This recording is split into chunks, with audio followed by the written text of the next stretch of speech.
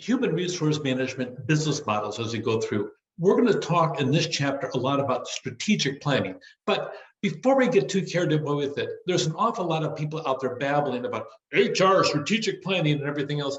You know what?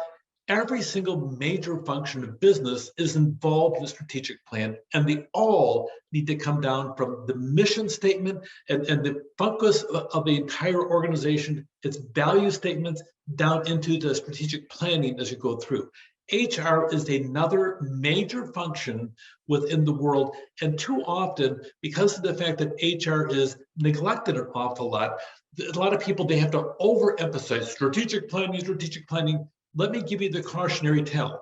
Number one, more criticism, more volatility happens in every organization because of the human elements than financial elements, physical elements, or even the customer element as you go through. The human part of every organization is critical and vital and draws more attention.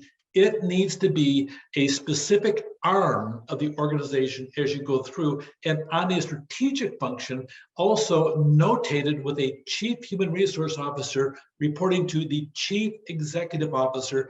Any other business model, in my opinion, is dramatically flawed, and the CEO will eventually be damaged because of the ignoring HR or trying to hide it underneath the business function, hide it underneath some other function, because of the fact that the human aspect of organizations is vital.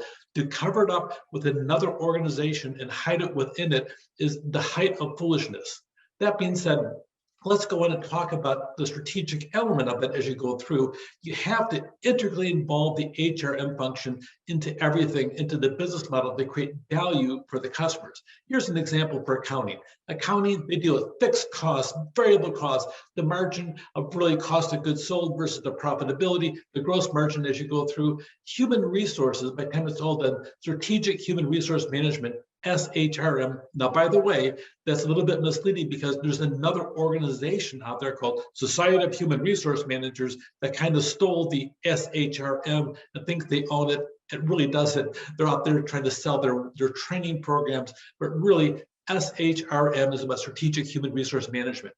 It's a process. It really is about, if you follow it properly, it's about integrating human resources into every aspect of the business, making certain we're supporting the different elements from marketing to fiscal to anything else that comes along, that you're working hand in hand with them to accomplish the goals of delivering better value on a constant basis to your customers as you go through, whoever your customers may be. But developing strategies is about formulating strategies and then taking those formulated strategies and implementing them as you go through.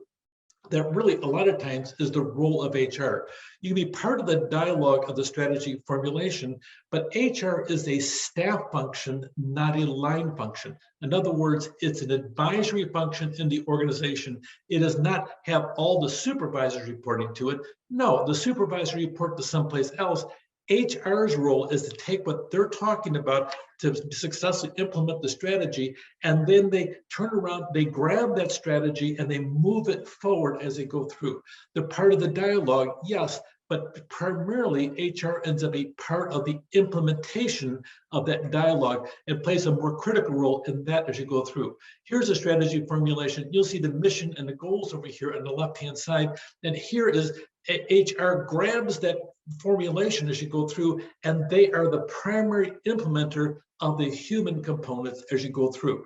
It's a big deal. You can babble all you want to over here about big strategy, but HR is where the rubber hits the road, so to speak, and makes it all happen by bringing the right people in, putting in the right chairs of the bus so the bus can have a successful ride as you go through. There's a big linkage between HR and strategic management. Really, where to compete, how to compete, and with what will we compete as you go through. It's all part of the dialogue. Here, there's several linkages as you go through, and here's what we call them. There's an administrative linkage as you go through, but we mentioned previously, a lot of the administrative linkage really is being reduced now by technology. There's a more strategic aspect of it, and there's a one-way linkage of the plan, HR implements only. And then you have strategic planning where HR implements, but also they have a lot of feedback as you go through. Really, the two-way linkage is much more intelligent in the process. That way can make certain you're hiring the right people, but of all things, integrative linkage as you go through. Now, really, if you want to pay attention to this, yes, we're talking about human resources, but strategic planning, you should have the fiscal house over here connected right to it. You should have the marketing house over here, the manufacturing house as you go through. Every single major component of an organization needs to sit down and be latched onto the strategic planning part of the organization for the ultimate success as you go through. So, HR and business models, there's a clear strategic linkage, just like there is every other major part of an organization. All business models sit down and know about the creation of value. Every single major division does as well. Know about fixed costs and variable costs just because it's another part of the fiscal aspect of it. And human resources, technically a variable cost, but once you hire somebody, how long is that commitment for? My world is higher education. You hire a faculty member, by the time you're all done, that faculty member, there's a high probability they'll be there for 20 years as you go through. If you're paying $100,000 a year, you're talking $2 million. $150,000 a year, which is more realistic in today's numbers, you're looking at $3 million. Is that person worth $3 million in long-term investment as you go through, or maybe even more as you go through? So pay attention to the variable cost and the long-term impact of that each hire is. Don't think about it as a one-year cost. Think about it as an extended or strategic cost as you go through, and pay attention to the other resources. Make certain that the people that you're hiring will deliver to make certain you have a good, solid revenue stream for years to come. Take care.